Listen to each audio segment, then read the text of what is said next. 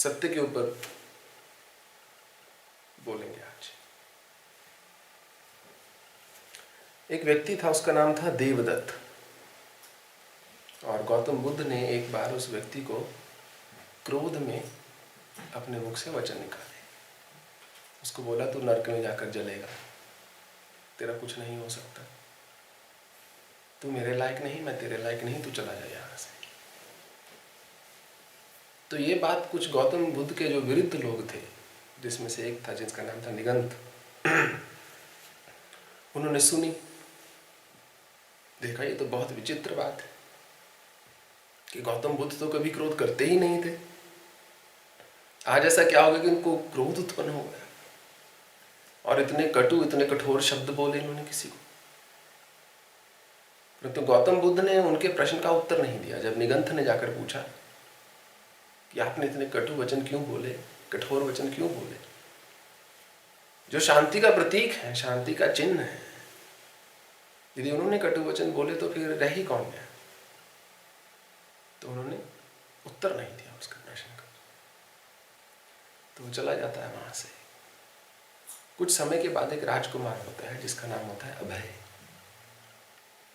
तो निगंथ जो है राजकुमार अभय को बोलते हैं, तुम गौतम बुद्ध से जाकर पूछो कि क्या वो कभी कठोर वचन या कठोर वचन अपने मुख से निकालते हैं।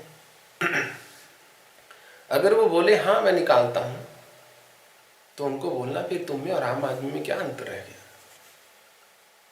फिर तो आप दूसरों की भांति हुए जो कटु वचन निकाल दिए मुख से, जो कठोर शब्द बोल दिए, जो दूसरे को अप्रसन्न करे, दूसरे के मन में उद्वेग उत्पन्न करे। और यदि वो बोले कि नहीं मैं कटु वचन नहीं बोलता, तो आप बोलना कि आप तो झूठ बोल रहे हैं, क्योंकि आपने देवदत्त को कटु वचन बोले थे, इसलिए आप में और एक आम मनुष्य में क्या अंतर है। तो इसलिए हाँ बोलकर भी बुद्ध फंसेंगे और ना बोलकर भी बुद्ध फंसेंगे। तो अभय जो हैं चले जाते हैं गौतम बुद्ध के पास, बोलते हैं तथागत, भगवान बुद्ध को तथागत बोलते थे। तथागत अर्थात जो उस अवस्था में गत हो चुका है, दूसरे छोर पर पहुंच चुके हैं, उस अवस्था में पहुंच चुके हैं। तो उनको बोलते हे तथागत, क्या आप अपने मुख से कभी ऐसे वचन निकालते हैं जो दूसरे को अप्रिय हो और जिससे दूसरा सहमत ना हो। तो भगवान बुद्ध बोलते कि इसका कोई पूर्णतः हाँ या ना में उत्तर नहीं है। तो वो चुप कर जाता है, क्योंकि गौतम बुद्ध ने ना हाँ बोला ना ना बोला। ये नहीं बोला कि मैं नहीं बोलता, ये नहीं बोला कि मैं बोलता हूं। बोले कि पूर्णतः इसका हाँ या ना में उत्तर नहीं है। There is no categorical yes or no answer for this question. फिर गौतम बुद्ध ने बहुत सुंदर शब्द बोले। उन्होंने बोला कि जब शब्द सत्य ना, जब बुद्ध ये जानते हों, जब तथागत ये जानते हैं, गौतम बुद्ध अपने बारे में बोल रहे हैं कि शब्द जो है सत्य नहीं है, शब्द जो है तथ्य नहीं है, दोनों में अंतर है। तथ्य अर्थात फैक्ट, सत्य अर्थात ट्रूथ। जरूरी नहीं है कि जो सत्य हो वो तथ्य भी हो। आप भारत देश में आते हैं, मान लीजिए आपका बहुत अच्छा अनुभव होता है, आप बोलते हैं सब भारतीय बहुत अच्छे हैं, ये आपका सत्य है, परंतु जरूरी नहीं ये तथ्य हो, जरूरी नहीं कि ये फैक्ट हो। फैक्ट में भी समथिंग एल्स, फैक्ट कुछ और हो सकता है। तो यदि शब्द तथ्य नहीं है, यदि शब्द सत्य नहीं है और यदि शब्द हितकारी नहीं है, दूसरे के हित में नहीं है, बेनिफिशियल नहीं है दूसरे के लिए, और यदि शब्द अप्रिय है, और यदि शब्दों से दूसरा असहमत है, यानी कि शब्द यदि तथ्य नहीं है, शब्द सत्य नहीं है, शब्द अप्रिय है, शब्द हितकारी नहीं है और दूसरा उनसे सहमत नहीं है, तो बुद्ध ऐसे शब्दों को नहीं बोलते। होता है ना कई बार किसी मनुष्य पर जब हम प्रहार करते हैं अपने वचनों से, ना शब्द सत्य होते हैं ना तथ्य हैं, हम किसी को बोले तुम पागल हो, एक अच्छे भले व्यक्ति को बोले तुम पागल हो, तुम्हारा दिमाग खराब है, सत्य नहीं है, तथ्य नहीं है, हितकारी नहीं है, उसको प्रिय नहीं है, वो सहमत नहीं है, फिर भी हम उसको ये शब्द बोल देते हैं। इससे क्या लाभ? कुछ भी नहीं। तो बोलते जब शब्द सत्य ना हो, शब्द तथ्य ना हो, शब्द हितकारी ना हो, शब्दों से दूसरा सहमत ना हो, वो शब्द जो दूसरे को प्रिय ना हो, तथागत ऐसे शब्द कतई नहीं बोलते। परंतु जो शब्द सत्य हो, जो शब्द सत्य हो परंतु हितकारी ना हो, अनबेनिफिशियल हो, अनएंडियरिंग हो, डिसएग्रीएबल हो, शब्द सत्य हो, तथ्य हो, परंतु दूसरे के हित में ना हो, दूसरा उससे सहमत ना हो, दूसरे को वो प्रिय ना हो, तब भी बुद्ध ऐसे शब्द नहीं बोलते। ये बहुत गहरी बात है। चाहे सत्य हो, चाहे तथ्य हो, परंतु दूसरे के हित में ना हो, दूसरे को प्रिय ना लगे सुनकर। किसी के शरीर का हम मजाक उड़ाएं जो ईश्वर ने किसी को दिया हो, कि तुम बहुत लंबे हो, या तुम बहुत छोटे हो, या तुम बहुत काले हो, या तुम बहुत गोरे हो, तो शब्द सत्य हैं, शब्द तथ्य हैं, परंतु उसे उसको हित तो नहीं है ना। ऐसे शब्द बोलकर हम क्या करेंगे? दूसरे को कष्ट ही होगा। जब जब हम किसी को कष्ट देते हैं तो हम अपने मन में एक कष्ट का बीज स्वयं भी डाल देते हैं। वो कभी ना कभी अवश्य अंकुरित होगा। फिर मनुष्य सोचता है मैंने कौन सा ऐसा कर्म कर दिया, क्यों मैं इतना परेशान हो रहा हूं? परंतु कभी ना कभी किसी ना किसी को परेशान अवश्य किया है, जानते हुए। गौतम बुद्ध बोलते हैं जब शब्द सत्य हो, तथ्य हो, हितकारी हो, अब शब्द सत्य भी हैं, तथ्य भी हैं और हितकारी भी हैं, दूसरे के हित में भी हैं, परंतु दूसरे को प्रिय नहीं और दूसरा उससे सहमत नहीं है, तो तथागत उन शब्दों को देश, काल, अवसर और पात्र देखकर बोलते हैं। Tathagata has a proper sense of time for saying those words. अगर हम आपको बोलें आप पढ़ नहीं रहे हो, सत्य है, शायद तथ्य है, आपके हित में है, परंतु आपको हो सकता है प्रिय ना हो या आप उससे असहमत हो, परंतु फिर भी आपके लिए जानना आवश्यक है क्योंकि आपके हित में है। परंतु ऐसा नहीं प्रतिदिन उसको बोला जाए, उस शब्दों को समय देखकर, विचार कर कि दूसरा भी सुनने को कदाचित थोड़ा तैयार हो। एक रैबाई थे जूइश रिलीजन में, यहूदी धर्म में, तो वो एक व्यक्ति को बहुत पसंद करते थे। तो सब लोग सोचते कि ये दूसरा व्यक्ति इनका इतना प्रिय है, जबकि हम नहीं हैं। जैसे हमारे धर्म में पुजारी हैं, वैसे उस धर्म में रैबाइज होते हैं। तो उनको बोलते कि 40 वर्ष से आप लोगों की दोस्ती है, मित्रता है, ऐसा क्या है उस व्यक्ति में कि आप उनको इतना पसंद करते हैं? आप क्यों बोलते हैं कि वही मेरा वास्तव में सच्चा मित्र है? तो रैबाई ने बहुत सुंदर उत्तर दिया। उन्होंने बोला कि मेरी 40 वर्ष की मित्रता में मेरे मित्र ने आकर मुझे कभी नहीं कहा कि फला फला व्यक्ति तुम्हारे बारे में ऐसा बोल रहा था। बात तो सुनने में साधारण सी लगती है, परंतु जब कोई दूसरा व्यक्ति आपके बारे में आकर, यदि मैं आकर आपको बताऊं कि 4 लोग तुम्हारे बारे में गलत बोल रहे थे, उससे क्या सिद्ध हो जाएगा? वो उनकी धारणा है, मुझे अपनी धारणा जो मैं देखता हूं उस आधार पर बनानी है। उससे केवल आपको मन में क्लेश ही होगा, क्योंकि हो सकता है उनका व्यवहार ऐसा हो, उनका विचार ऐसा हो, उनकी विचारधारा ऐसी हो, उनका जीवन जीने का ढंग ऐसा हो। जब हम किसी को ये बताते हैं कि फला फला व्यक्ति तुम्हारे बारे में ऐसा बोल रहा था, ये एकदम अपने आप में खाली बात है, केवल कष्ट से भरी हुई है। इससे ना तो आप अपने जीवन जीने का ढंग बदल लोगे, क्योंकि सोचोगे अरे वो मेरे बारे में ऐसा बोल रहा था इसलिए मैं जीवन जीने का ढंग बदल लूँ, कोई लाभ नहीं है उससे। तो ऐसे शब्द तथागत नहीं बोलते। और यदि हितकारी हैं, तथ्य हैं, सत्य हैं, तो समय देखकर बोलते हैं, अन्यथा नहीं।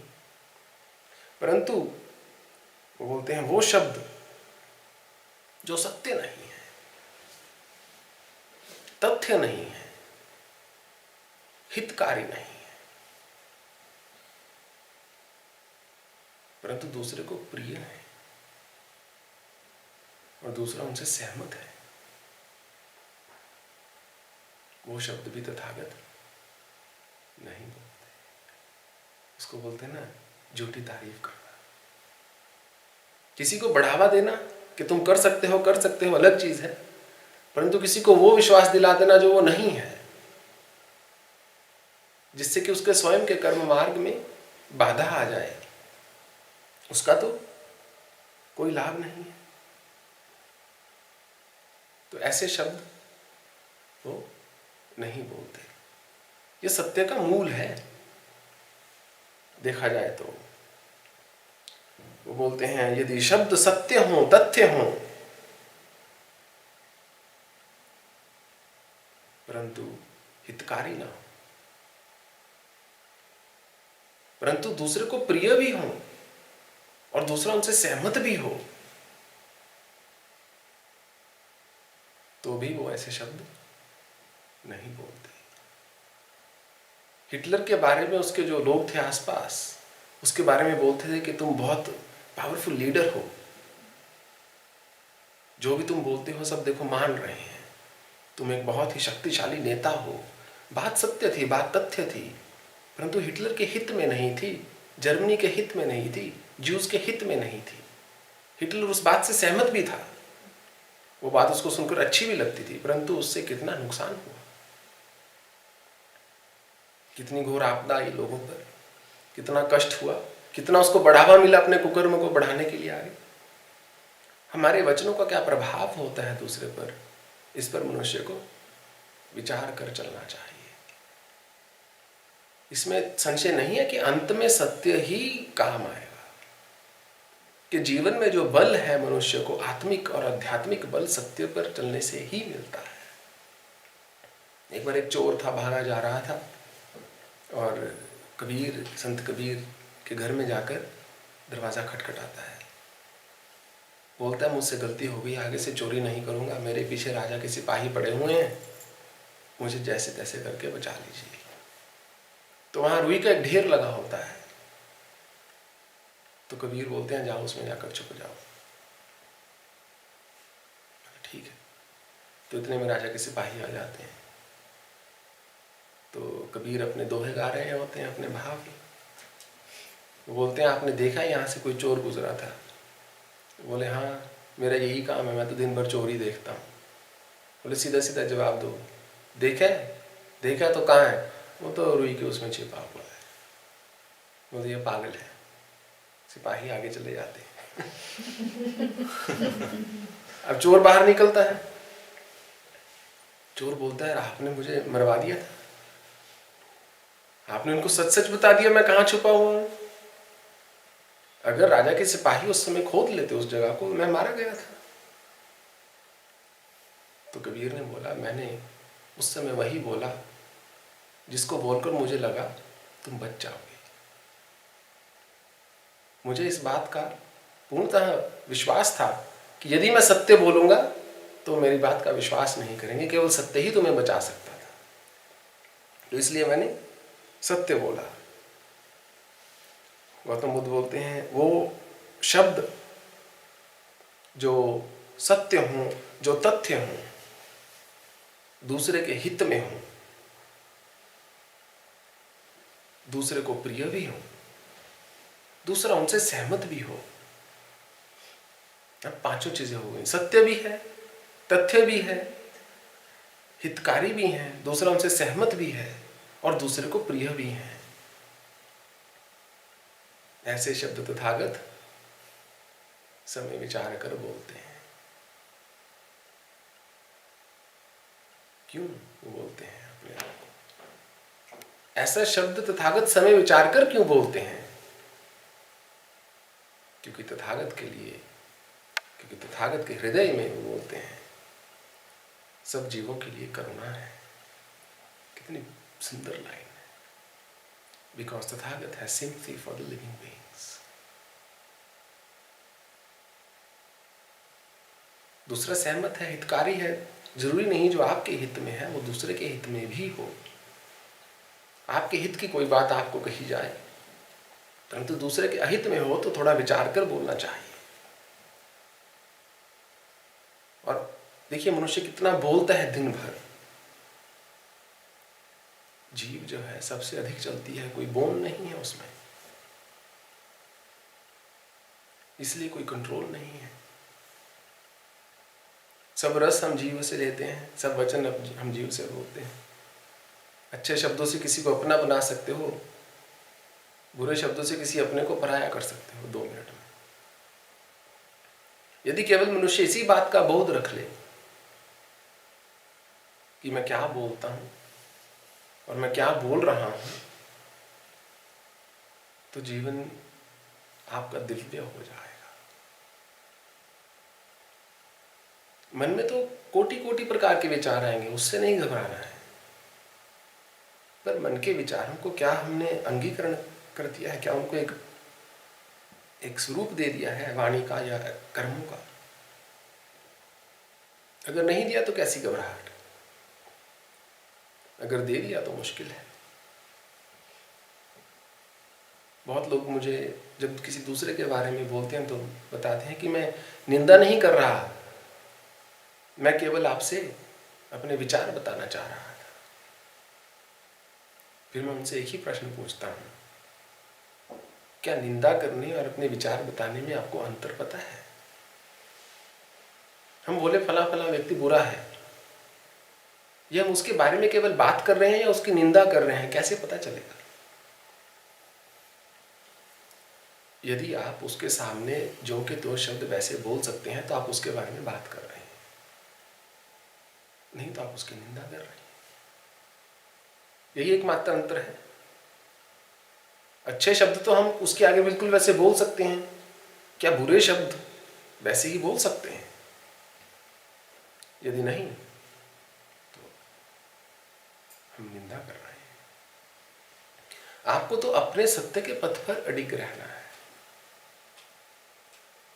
समाज जो है आपका सत्य अपने दृष्टिकोण से प्रस्तुत करेगा दूसरों को। उस चक्कर में हमको नहीं पड़ना है कि क्या वो हमारा सत्य समझ पा रहे हैं, नहीं। यथार्थ सत्य की क्या परिभाषा है? जैसा इंद्रिय यथार्थ समझे उसको वैसा व्यक्त करना सत्य है।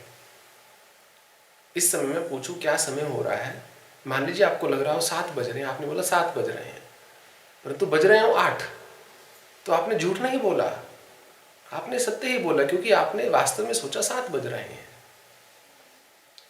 असत्य होगा यदि आप जानते हो 8 बज रहे हैं परंतु बोलो कि 7 बज रहे हैं। तो समाज आपका सत्य अपने ढंग से समझेगा, अपने ढंग से उसको आगे प्रस्तुत करेगा, अपने ढंग से उस पर कार्य करेगा, परंतु उससे आपको अपने मार्ग से नहीं हटना है। एक बार एक लड़की थी छोटी सी,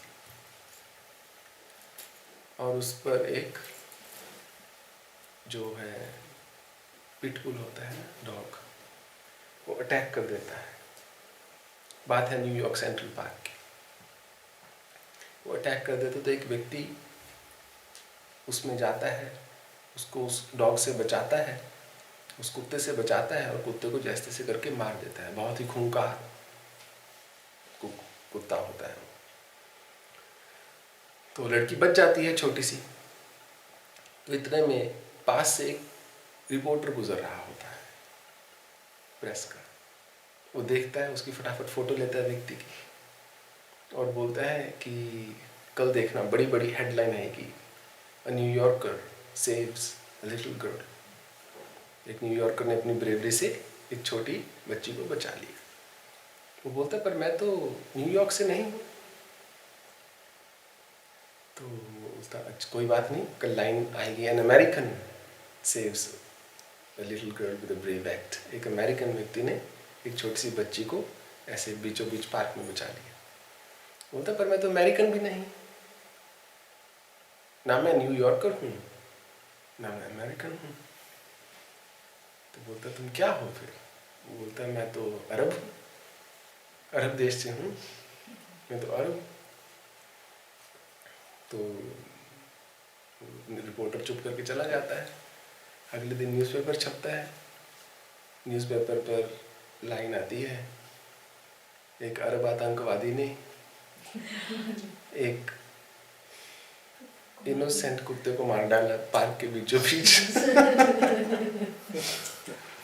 सत्य वो भी है कि उसने डॉग को मारा, सत्य वो भी है कि उसने उस लड़की को बचाया।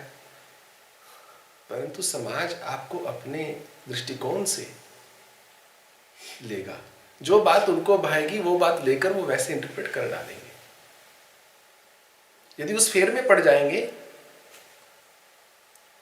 कि समाज हमारे बारे में क्या सोच रहा है या हमारे बारे में क्या बोल रहा है, तो आप चाहे अरबपति हो जाओ, चाहे खरबपति हो जाओ, चाहे बहुत विद्वान हो जाओ, स्वरूपवान हो जाओ, गुणवान हो जाओ, धनवान हो जाओ, कुछ भी हो जाओ, आप शांति से नहीं जी सकते।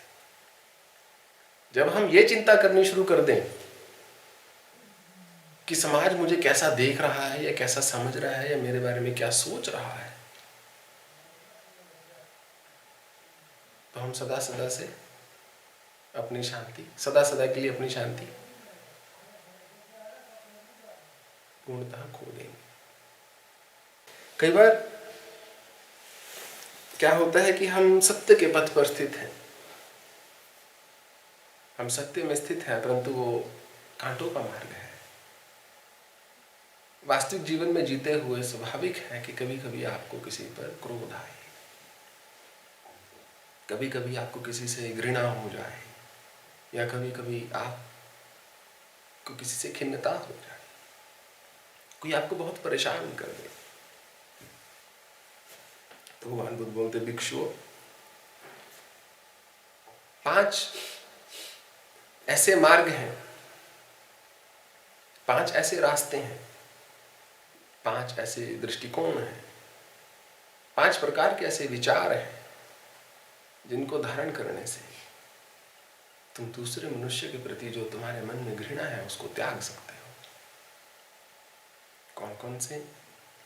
सबसे पहले बताते हैं कि लविंग काइंडनेस, दूसरे के प्रति अपने मन में प्रेम को भर लेना। यदि हम दूसरे के प्रति अपने मन में प्रेम को भर लेंगे तो हम दूसरे के प्रति क्रुद्ध नहीं रह पाएंगे। अब प्रश्न यह उठता है कि क्या यह संभव है? क्योंकि हम क्रुद्ध हैं इसलिए तो प्रेम से भर नहीं पा रहे हैं। परंतु यदि तुम प्रेम से भर सको अपने आप को, फिर क्रुद्ध ही नहीं होगे। तो क्या ये संभव है? तो कहते हैं कि आप ऐसा मानकर ही चलो कि दूसरे लोग आपके साथ हिंसा करेंगे, ये मानकर ही चलो कि दूसरे लोग आपके साथ बुरा करेंगे, ये मानकर ही चलो कि दूसरे लोग आपको परेशान करेंगे, ये मानकर ही चलो कि दूसरे लोग आपका अहित करेंगे, ये मानकर ही चलो दूसरे लोग आपको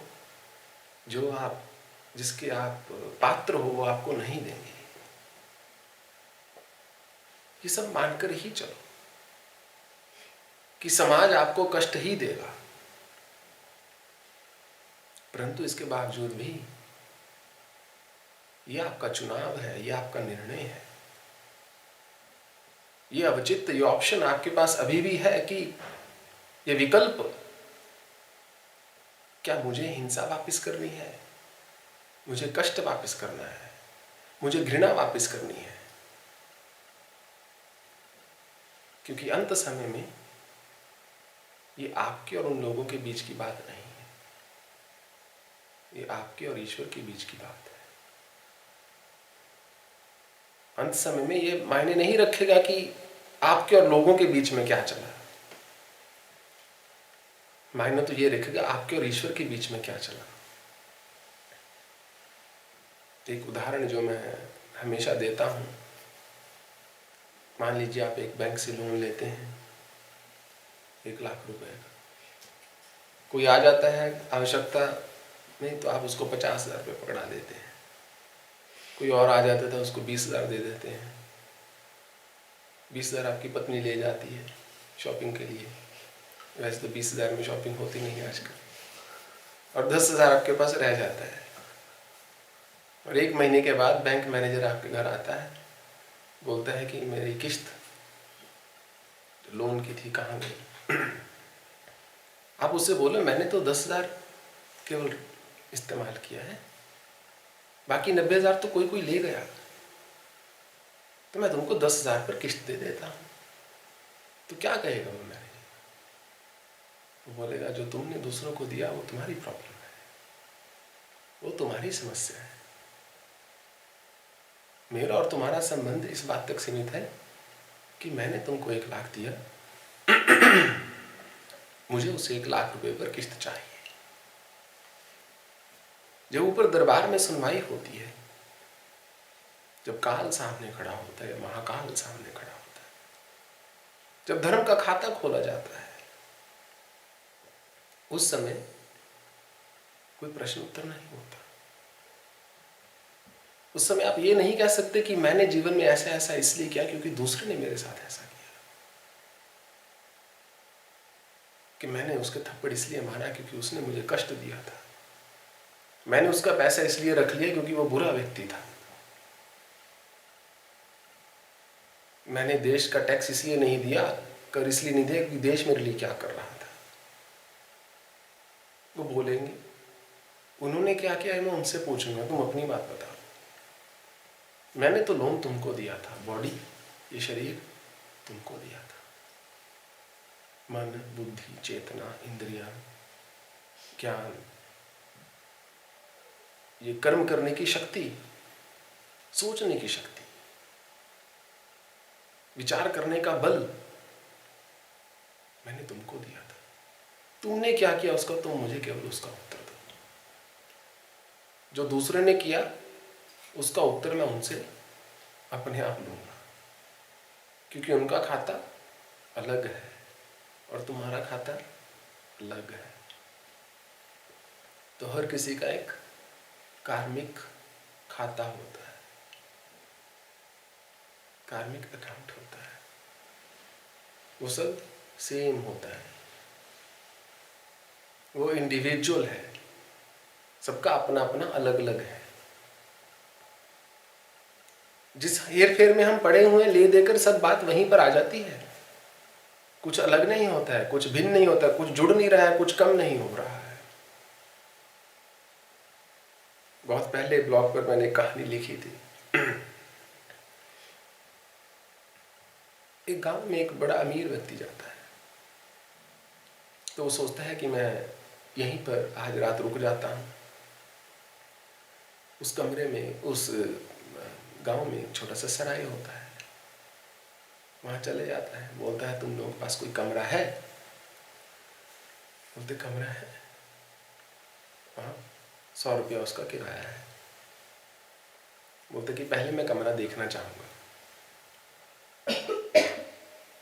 तो बोलते यदि कमरा देखना है तो आपको 100 रुपया पहले आप यहाँ जमा करा दीजिए, आप ऊपर जाकर कमरा देख आइए, अगर आपको पसंद आता है तो आपका कर रेंट हो जाएगा, अगर नहीं पसंद आता है वो किराया हो जाएगा, अगर नहीं पसंद आता है तो हम आपको 100 रुपया वापस कर देंगे। ठीक है। तो अपने होटल मैनेजर जो होता है, सराय का मैनेजर, एक व्यक्ति को बोलता है लड़के को जाओ इनको जाकर ऊपर कमरा दिखा दो। वो दिखाने आते तो पास ही एक दुकान होती है, करियाना की। वो वहां पर जाकर बोलता है, लो भाई मैंने तुम्हारे 100 रुपये देने थे, ये पकड़ो अपने 100 रुपये, अब मैं ऋण मुक्त हो गया। तो जो दुकानदार होता है बोलता है, हाँ भी ठीक है। दुकानदार ने आगे एक दूध वाले के 100 रुपये देने होते, वो भागा भागा दूध वाले के पास चले जाता है, डेयरी वाले के पास चले जाता है, बोलते मैंने तुम्हारे 100 रुपये देने थे, ये पकड़ो 100 रुपये, अब मैंने तुम्हारा कुछ नहीं देना। डेयरी वाला बोलता है बिल्कुल ठीक है। डेयरी वाले ने आगे किसान के 100 रुपये देने होते हैं, उससे उसने चारा लिया होता है, वो भागा भागा किसान के पास चला जाता है, उसको 100 रुपये पकड़ा देता है, बोलता लो भी मैंने तुम्हारे 100 रुपये दे दिए, अब मैंने तुम्हारा कुछ नहीं देना। किसान के पास एक पुलिस वाला बैठा होता है, तो उसने पुलिस वाले के 100 रुपये देने होते हैं, कोई काम था कभी किसी ज़माने में किया था उसने, वो उसको 100 रुपये पकड़ा देता है, बोलता है मैंने तुम्हारा कुछ नहीं देना। तो पुलिस वाला बोलता है ठीक है मैं चलता। पुलिस वाला एक बार एक वेश्या के साथ सोया होता है, उसने उसके 100 रुपये देने होते हैं, वो वेश्या के पास भागा जाता है, बोलता है ये लो तुम्हारे 100 रुपये, अब मैंने तुम्हारा कुछ नहीं देना। अब वेश्या ने होटल वाले को 100 रुपये देने होते हैं, उसने कभी कमरा इस्तेमाल किया होता है, वो सराय के पास चली थी मैनेजर के पास, बोलती ये लो तुम्हारे 100 रुपये, अब मैंने तुम्हारा कुछ नहीं देना। इतने में वो व्यक्ति नीचे उतर आता है जिसने कमरा लेना होता है, बोलता नहीं मुझे कमरा पसंद नहीं आया, मैंने कमरा नहीं लेना। तो मैनेजर बोलते कोई बात नहीं, ये लीजिए अपना 100 रुपये और चले जाइए। तो मैनेजर जो है उसको 100 रुपये दे देता है। इस पूरे किस्से में किसी ने कुछ नहीं पाया, परंतु सब ऋण मुक्त हो गए। पूरा गांव अब ऋण मुक्त है, किसी ने किसी का कुछ नहीं देना, किसी की जेब में कुछ गया नहीं। तो ऐसे ही संसार में जो ये चक्र चलता है कर्म का, जो कर्म का क्रम है, सुनकर लगता है या देखकर लगता है, एक भ्रम पैदा हो जाता है कि हम अर्जित कर रहे हैं, बहुत इकट्ठा कर रहे हैं, या आप देखो हमारे पास कितना हो गया। परंतु वास्तव में बस एक ये इल्यूजन है, एक भ्रम है, ना कुछ इकट्ठा हो रहा है। जैसे बोलते हैं ना साइंस में, matter can neither be destroyed nor be created, ना बनाया जा सकता है ना खत्म किया जा सकता है, केवल उसका स्वरूप बदलता है कि नहीं। हिम से पानी हो जाता है, जल हो जाता है, जल से उबालोगे तो वाष्पीकरण हो जाएगा, बादल बन जाएंगे, फिर पानी बरसेगा, फिर उस मिट्टी में जाएगा, मिट्टी में जाने से पेड़ बनेंगे, फल बनेंगे। कुछ नहीं हो रहा, कुछ केवल बदल रहा है।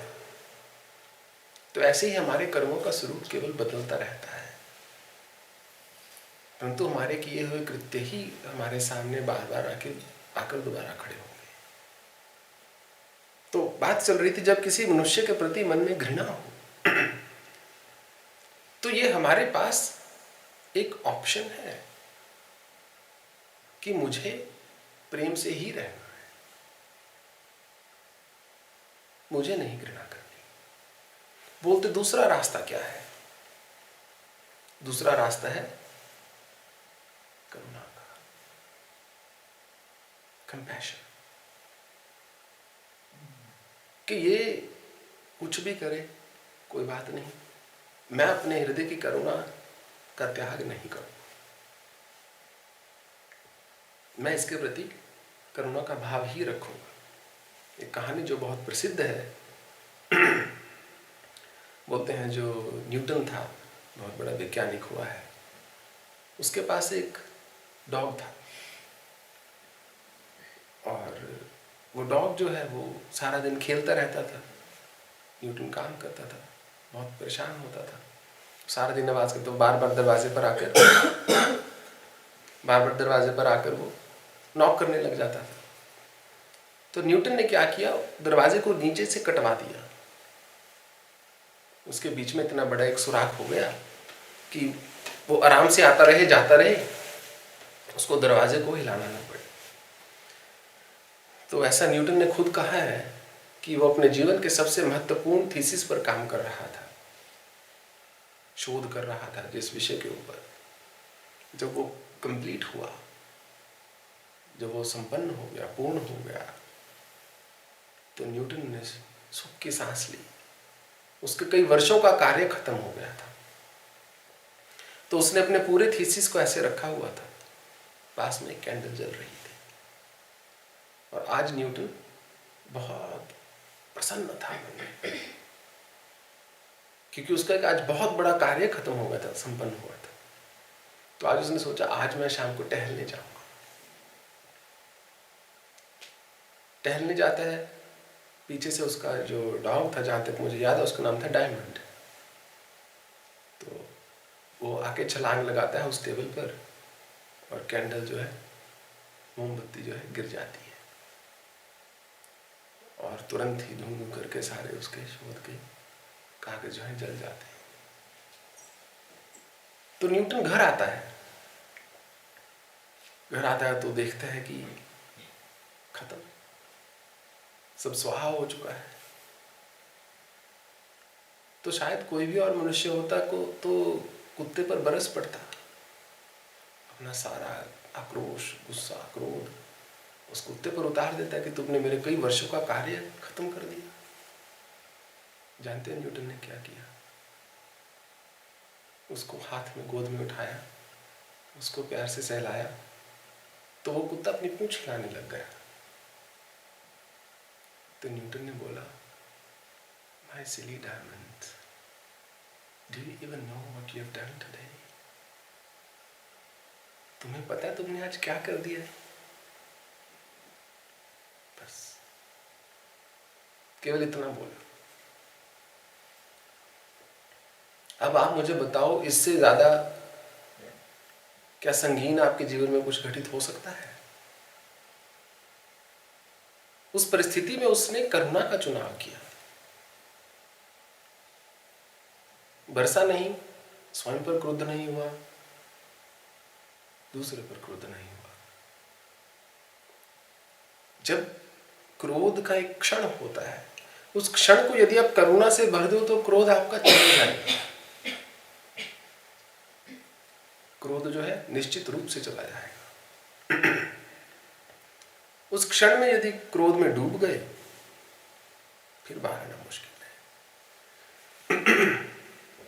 फिर दूसरी सारी भावनाएं, जो नेगेटिव भावनाएं, नकारात्मक भावनाएं हैं, वो सब आपने जन्म ले लेंगी। क्रोध से यदि पीछे ना हट पाए। बोलते तीसरा क्या मार्ग है? तीसरा कौन सा रास्ता है? बोलते हैं इक्वानिमिटी, अर्थात समता का मार्ग। तीसरा मार्ग है समता का, कि मुझे सम रहना है, कि ये जो व्यक्ति है अपने कर्मों का वारिस स्वयं है। जो ये कर रहा है इसका भुगतान ये करेगा, जो मैं कर रहा हूं उसका भुगतान मैं करूंगा। इस बात को मद्देनजर रखते हुए अब क्या मैं सम रहूं या मैं इस पर क्रोध करूं? यदि हम क्रोध कर देते हैं तो हम पहले ही हार गए। यदि हम क्रोध कर देते हैं तो हम उसी समय हार गए, युद्ध को बिना लड़े ही हार गए। यदि हम क्रोध नहीं करते तो युद्ध को बिना लड़े ही जीत गए। मतलब मैं तो केवल शब्दों में बोल ही सकता हूं कि काश आप इसको महसूस कर सकते कि बिना क्रोध का जीवन कैसा होता है। जब आपके मन में उद्वेग ही ना उत्पन्न हो, क्रोध उत्पन्न ही ना, आप चिल्लाओ ही ना किसी पर। किसी संबंध में भी, खास करके विवाह के संबंध में, यदि आपको अपने दूसरे व्यक्ति को, पति को पत्नी को या पत्नी को पति को एक चीज 2 या 3 या 4 बार समझानी पड़ रही है, तो आप अब समझ लो कि जीवन पर्यंत वो चीज वो व्यक्ति नहीं समझे। जिसको समझनी है वो पहली हद दूसरी बार में समझ जाए। आपके 10 बार चिल्लाने से या 100 बार चिल्लाने से या 200 बार चिल्लाने से या सारा उम्र चिल्लाने से कुछ नहीं होगा। उस समय परिस्थिति वास्तव में विकट है, क्योंकि घर के लिए कुछ चीज़ें तो दूसरे जो पार्टनर को करनी पड़ेंगी, परंतु वो नहीं करेगा या करेगी। एक बार यदि वो नहीं समझे तो कभी नहीं समझेंगे। तो समझाने में अब जोर लगाना बंद कर दो, उस समय अपने आप को बदलने में जोर लगाना शुरू कर दो। बोलते हैं जब मैं बालक था तो मैं ईश्वर से प्रार्थना करता था, मैंने कहीं पढ़ा था कि मैं ईश्वर से प्रार्थना करता था, प्रभु मुझे इतनी शक्ति देना, इतना बल देना कि मैं समस्त विश्व को बदल दूं, सबको सत्य के मार्ग पर ले आऊं, सन्मार्ग पर चला दूं सबको, सब प्रेम से रहें, अहिंसा से रहें, मुझे इतनी शक्ति देना, इतना बल देना कि मैं समस्त विश्व को बदल दूं। जैसे जैसे मैं बड़ा हुआ तो मैंने देखा ये तो बहुत बड़ा कार्य है। तो मैंने बोला हे ईश्वर, मुझे इतना बल दो कि मैं कम से कम अपने समाज को तो बदल सकूं जो मेरे आसपास है। समाज को बदलूंगा तो शायद विश्व अपने आप बदल जाएगा। कई कई समाजों से ही तो विश्व बना है, वो भी नहीं हो पाया। कुछ समय और बीता, मेरा विवाह हो गया। फिर मैंने बोला कि मुझे इतना बल दो कि मैं अपने परिवार को तो बदल दूं, जो मेरे आसपास हैं हर समय प्रतिदिन मेरे जीवन के, उनको तो बदल दूं। फिर 10 वर्ष और बीत गए तो मैंने ईश्वर से प्रार्थना की, प्रभु मुझे इतना बल दो कि मैं स्वयं को बदल सकूं, क्योंकि मैंने ये जान लिया कि मैं ना समाज को बदल सकता हूँ, ना विश्व को बदल सकता हूँ, ना परिवार को बदल सकता हूँ, ना पति को बदल सकता हूँ, ना बच्चों को बदल सकता हूँ, ना ही किसी और को बदल सकता हूँ। यदि मैं किसी को बदल सकता हूँ वो हूँ स्वयं, और वो भी अपने आप में उतना ही दुष्कर है, क्योंकि चित्त की वृत्तियां जो हैं बहुत प्रबल होती हैं। चंचलम ही मनः कृष्णा परमाथि बलवद्रम तस्य हम निग्रहम मन्ये वायुरेव दुष्करम। हे कृष्ण, ये जो मन है बहुत चंचल है, बहुत प्रमाथी है, बहुत बलवान है, बहुत बलशाली है। मैं अपने बाणों से वायु को बांध सकता हूं, परंतु अपने मन को नहीं बांध सकता। योऽयं योगस्त्वया प्रोक्तेन साम्येन मधुसूदन तस्याहं न प्रपश्यामि मनः चंचलत्वात् स्थिति अस्थिराम। जो आप सम रहने की बात करते हैं योग में, ये मेरे समझ में कोई व्यवहारिक ढंग की बात नहीं है, क्योंकि मन बहुत ही चंचल है, बहुत ही अस्थिर है। असंशय महाबाहो मनो दुग्निरंचलम अभ्यासेन तु कान्ते वैराग्येन च गृह्यते। इसमें कोई संशय नहीं है कि अर्जुन मन चंचल है, परंतु अभ्यास और वैराग्य से क्या नहीं संभव। शनैः शनौ उपरमेद बुद्धिधृते गृह्यता आत्मसंस्था मन कृत्वा न किंचित अविचिंतेत। अन्यत्र भगवान भगवद गीता में बोलते हैं कि धीरे धीरे मन काबू में आता है, कि धीरे धीरे योगी मन को अपने आप में स्थित करता हुआ आत्मसंस्था मन कृत्वा, मन को आत्मा में लगा देना, किंचित अविचिंतेत, और किसी चीज पर चिंतन ना करे। तो हम बात कर रहे थे कि तीसरा क्या रास्ता है, चौथा क्या रास्ता है, कि हम किसी के प्रति हमारे मन में जो घृणा है, जो क्रोध है, उसको हटा सकते हैं प्रेम से, दूसरा करुणा से, तीसरा समता से। चतुर्थ रास्ता कौन है, कौन सा है, चौथा मार्ग कौन सा है? बोलते हैं कि उस व्यक्ति को नजरअंदाज करके हम अपने आप को, हम उसको अपनी घृणा का पात्र नहीं बनाएंगे। जब हम किसी को नजरअंदाज कर देंगे, संबंध जितना करीबी होगा, नजरअंदाज करना उतना अधिक कठिन होगा, क्योंकि आपकी भावनाओं का निवेश उसमें उतना अधिक है। समय आपने तन मन धन, मन बुद्धि चित्त प्राण सब कुछ उस रिश्ते में, उस संबंध में, उस व्यक्ति में जब आपने निवेश कर दिए हैं, इन्वेस्ट कर दिए हैं, अपने आप को समर्पित कर दिया है, तो नजरअंदाज नहीं कर सकते। परंतु ये जीवन के केवल 1% संबंध होंगे, बाकी 99% जो है वो नजरअंदाज कर सकते हैं।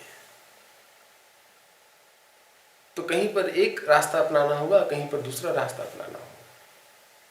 जब आप नजरअंदाज कर देंगे तो उसको भूलना आसान हो जाएगा, नहीं तो भूल भी नहीं सकते। जब तक भूलेंगे नहीं तब तक नजरअंदाज नहीं कर सकते पूर्णतः। जब तक नजरअंदाज नहीं करेंगे तब तक भूल नहीं सकते।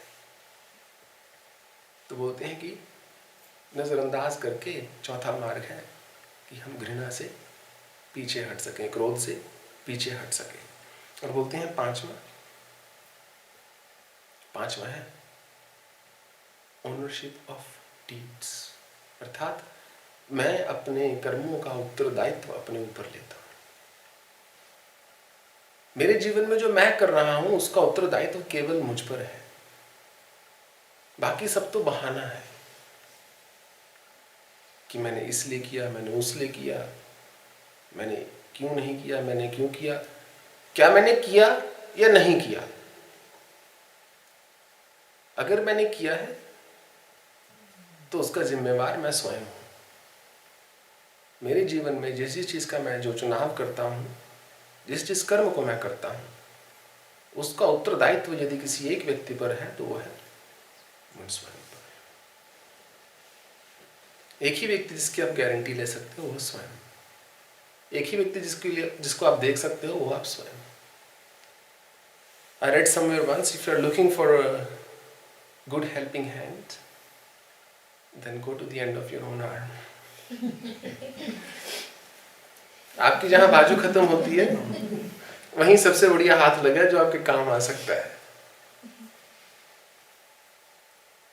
आपको किसी मार्ग पर चलना है तो आपको खुद चल कर जाना होगा। तो ये यदि क्रोध को हटा दिया तो सत्य बोलना भी सरल हो जाएगा, सुलभ हो जाएगा, सुगम हो जाएगा। और सत्य के पथ पर जैसे जैसे चलते रहेंगे क्रोध स्वतः ही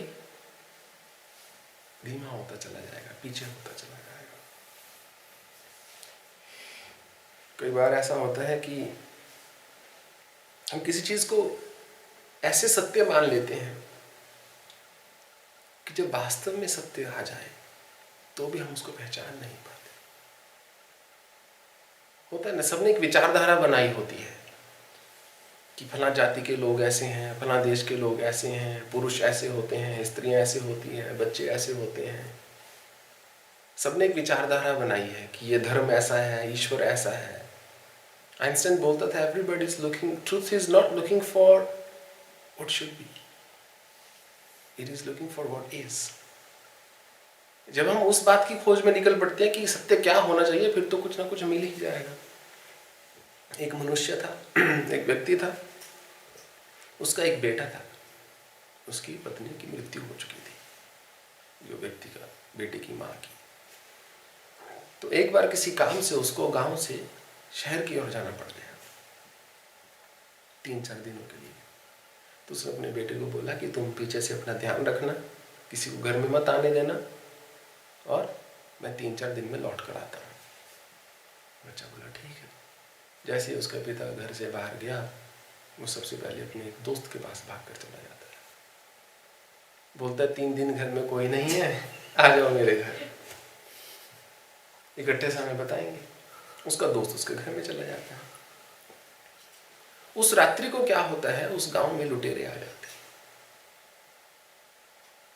गांव में लुटेरे आ जाते हैं तो जितना सामान होता है लूट के ले जाते हैं। ये बच्चा थोड़ा सा देखने में बढ़िया होता है, बलवान होता है, सुडौल होता है, इसको खींच के साथ ले जाते हैं और सारे गांव को आग लगा देते हैं। सारे गांव को आग लगा दी। जब 3 दिन के बाद वो व्यक्ति घर आता है तो देखता है घर तो जलकर खाक हुआ पड़ा है, और इतना सा एक कंकाल वहां पड़ा है, नरमुंड पड़ा है, थोड़ा सा हड्डियां पड़ी हैं। समझ आता है मेरा बेटा है, तो रो पड़ता है, व्याकुल हो जाता है। मेरे जीवन का एक ही अंश बचा था, वो भी चला गया। तो धीरे धीरे करके अपने जीवन को दोबारा से बनाता है, घर बनाता है, रहना शुरू करता है। बोलता है जीवन पर दोबारा विवाह नहीं करूंगा। एक ही मेरी पत्नी थी, पहले चली गई, एक ही मेरा बेटा था, वो भी चला गया। अब मुझे बस जैसे तैसे करके अब मैं मरने का इंतजार कर रहा हूं। तो करते करते करते 5 वर्ष बीत जाते हैं। 5 वर्ष के बाद उसका पुत्र लुटेरों के चुंगल से छूटकर भाग आता है गांव की ओर। भाग आता है तो दरवाजे पर खटखटाता है। खटखटाता है तो भीतर से आवाज आती है, कौन है? बोलता है, मैं आपका पुत्र। पिताजी, मैं आपका पुत्र। बोलता, जाओ भाग जाओ, ये नहीं हो सकता। मेरे जले हुए पर नमक मत छिड़को। उसने बोला, मैं सच कह रहा हूं, मैं आपका बेटा हूं। बोला, नहीं, तुम चले जाओ, मेरा बेटा कब का मर चुका। तुम मेरे पुत्र नहीं हो सकते। वो चला जाता है। तो कहते हैं ये कहानी सबसे पहले बुद्ध ने सुनाई थी। बुद्ध ने बोला, कई बार तुम किसी चीज को ऐसे सत्य मान लेते हो कि उसके बाद यदि सत्य स्वयं आकर प्रत्यक्ष तुम्हारे दरवाजे पर दस्तक भी दे तो भी तुम उसके लिए दरवाजा नहीं खोलोगे। ये केवल हमारी विचारधारा की ही बात है कि हमने किस चीज को सत्य मान लिया।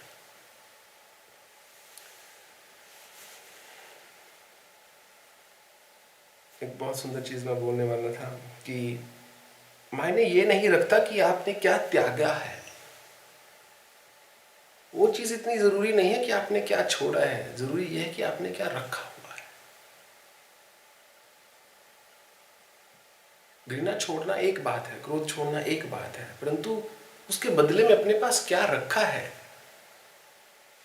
बहुत लोग ऐसे भी होते हैं, ना घृणा करते हैं ना क्रोध करते हैं, परंतु अपने लिए ही जीते हैं, किसी दूसरे के लिए कुछ नहीं कर रहे हैं। ऐसे भी बहुत से होते हैं। ऐसे मनुष्य का भी कोई लाभ नहीं है विशेष समाज को। तो मायने तो ये रखता है कि हमने क्या रखा है, ये नहीं कि क्या छोड़ा है। जो छोड़ के हमने जो खाली जगह बनाई है उसमें क्या भरा है। यदि उसको खाली ही रखती है तो किस काम के। संतों की कमी नहीं है। स्वामी जी ऐसे बहुत संत होते हैं कि संसार से कुछ ले नहीं दे नहीं रहे, परंतु अकेले बैठे हैं और क्रुद्ध बैठे हैं और कोई पास आए फटके तो गाली देना शुरू कर देते हैं। तो ऐसी साधना का क्या लाभ। तो उसी सूत्र में आगे चलकर एक छोटी सी पोएम है। When a house is on fire, the vessel salvaged is the one that will be of use, not the one left there to burn.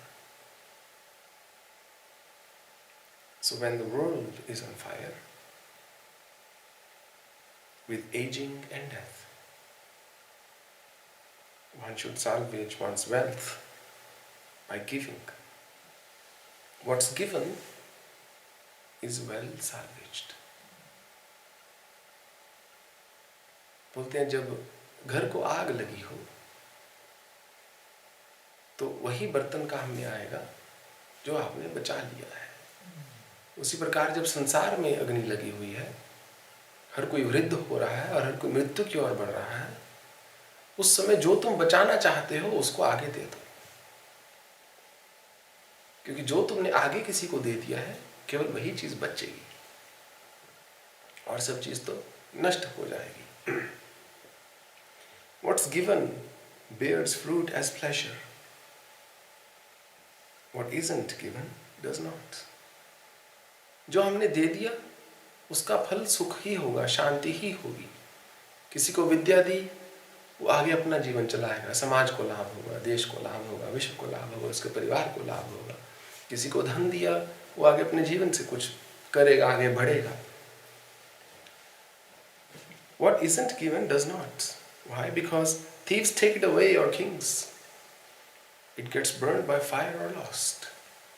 जो हम अपने पास रख लेंगे वो सीमित हो जाएगा, कभी ना कभी नष्ट अवश्य होगा। कोई ना कोई उसको चुरा लेगा। बोलते हैं धन की 3 ही गति होती है, अधम, मध्यम और उत्तम। जो उत्तम गति है धन की, वो बताई गई है दान, जो परोपकार में लग जाए, जिससे किसी दूसरे को लाभ हो। ये धन की उत्तम गति है। दिस इज योर इन्वेस्टमेंट, ये निवेश है, रिटर्न इसका अवश्य आएगा। और एक होती है धन की मध्यम गति।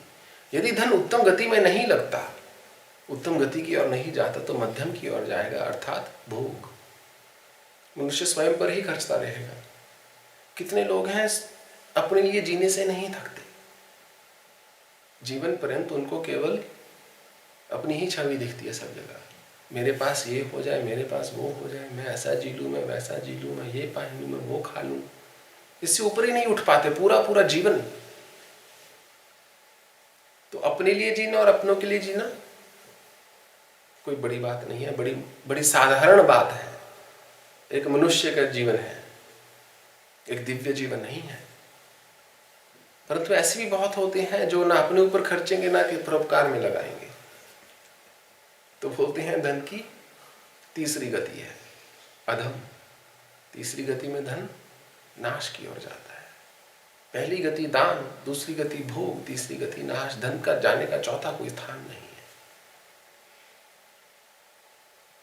फिर धन ना तो वो अब खर्च है, ना ही निवेश है, ना ही एक्सपेंस है, ना ही इन्वेस्टमेंट है। अब वो बैड डेट हो गया। कहीं वकील के पास चला जाएगा, कहीं रोग में चला जाएगा, दवा में चला जाएगा। आखिर देखा जाए तो हम किस चीज के लिए जी रहे हैं? जीवन का सारांश क्या है? एक जैन भिक्षुक था, एक पेड़ के नीचे लेटा हुआ था, और इतने में क्या होता है, हवा चल रही होती है, पेड़ से एक पत्ता टूटता है और ऐसे हवा में घूमता फिरता इधर उधर नीचे आकर गिर जाता है। तो उसको इस दृश्य से ज्ञान उत्पन्न हो जाता है। उसको पता चलता है कि यही मेरे जीवन की वास्तविकता है, यही मनुष्य जीवन की वास्तविकता है। पत्ते का अस्तित्व तो है, हवा चल रही है, पत्ता आनंद भी ले रहा है, परंतु हाथ में कुछ है नहीं, और पैदा होते ही बुढ़ापे की ओर जा रहा है। प्रत्येक मनुष्य वृद्धि ही हो रहा है ना। जवान तो कहने को हो रहा है, वो तो वृद्धि ही रहा है।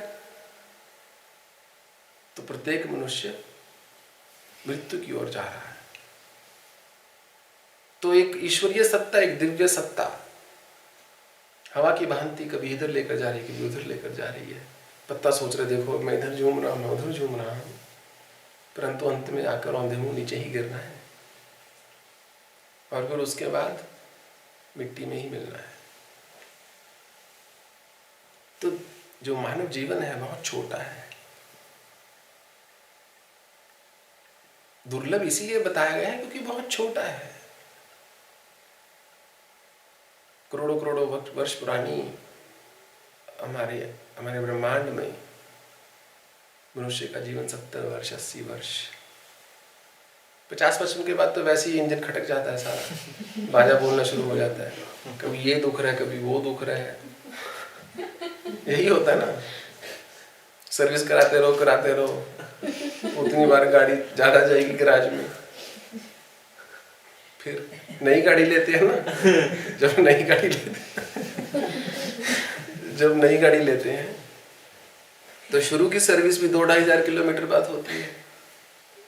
फिर जब बीच में आती है तो 10,000 15,000 किलोमीटर के बाद, जब बाद में फिर 2-2,500 किलोमीटर पर होता आती है। जब मनुष्य पैदा होता है तो बच्चा होता है तो जल्दी सर्विस चाहिए। शुरू में सब चीज सीखनी है, सब चीज आगे बढ़ना है, सब ऊपर की ओर देख रहा है, वो उसको हर चीज सुंदर दिखती है, अच्छी लगती है, स्पीडिंग करना चाहता है, फटाफट भागना चाहता है। और जैसे जैसे वृद्ध होता चला जाएगा, फिर गाड़ी का हर पुर्जा खड़कता है। ये नहीं समझ आ रहा कि अंदर म्यूजिक सिस्टम चल रहा है कि गाड़ी चल रही है। तो फिर सारांश क्या है ना जीवन का? किस चीज के लिए जी रहे हैं? मृत्यु शैया पर बैठकर अपने आप को क्या बोलेंगे कि मैंने जीवन में क्या कमाया? मैंने क्या अर्जित किया, कि मैंने अपने जीवन को किस उद्देश्य से जिया, मेरे जीवन का क्या लक्ष्य था, क्या ध्येय था, क्या गंतव्य था। उस समय यदि अपने आप को एक सार्थक उत्तर ना दे पाए तो बहुत कष्ट होगा।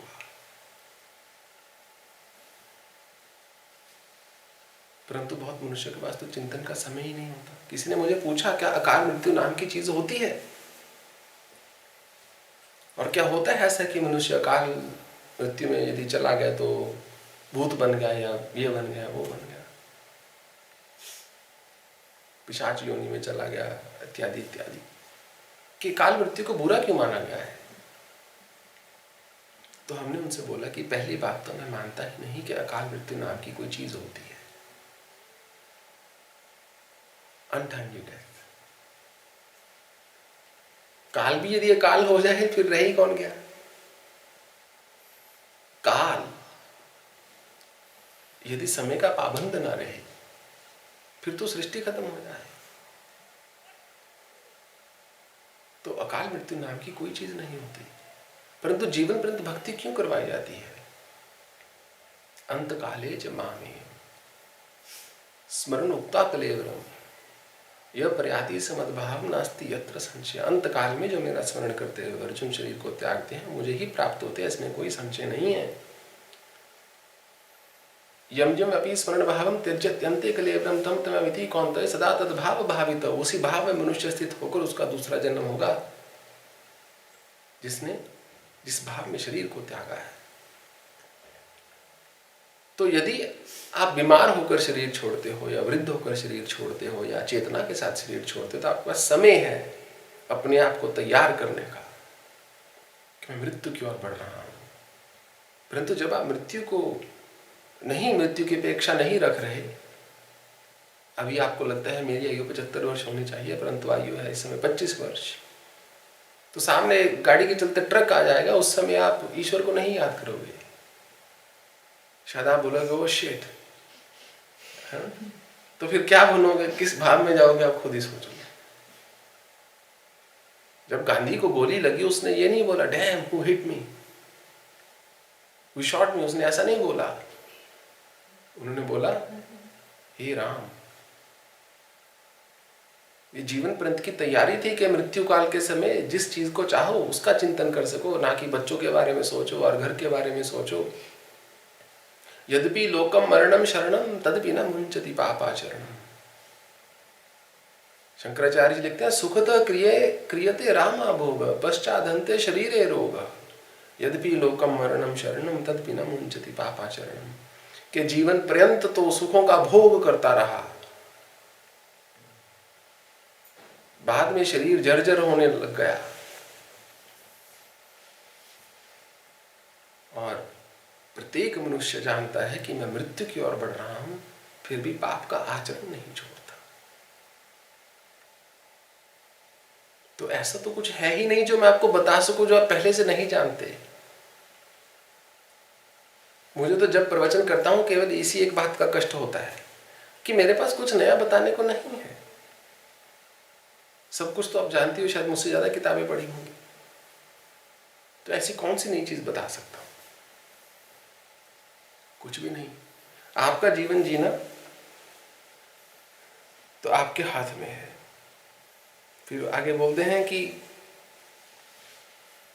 then in the end one leaves the body। फिर अंत काल में मनुष्य शरीर को छोड़ देता है together with one's possessions। जो कुछ अर्जित किया उसको छोड़ के। knowing this the intelligent man enjoys possessions and gives। जो बुद्धिमान व्यक्ति है वो अपने जीवन का भरपूर रस लेता है और साथ में दान भी करता है, क्योंकि केवल किसी समय के लिए बचा के रखना भी मूर्खता है।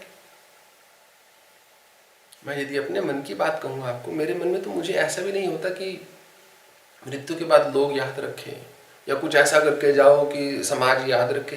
क्या फर्क पड़ता है आपको याद रख रहे हैं या नहीं रख रहे? You are not even there, आप तो हो ही नहीं वहां पर। कि नहीं, गांधी जी की फोटो मोबाइल क्या बोलते हैं, करेंसी नोट पर छपी हुई है कि दीवार पे टंगी हुई है कि शौचालय में लगी हुई है, या कोई क्या बोल रहा है, क्या फर्क पड़ता है? आप तो हो ही नहीं। मायने तो ये रखता है कि जब तक जी रहे हो एक एक क्षण का स्वाद लेकर जिया जाए।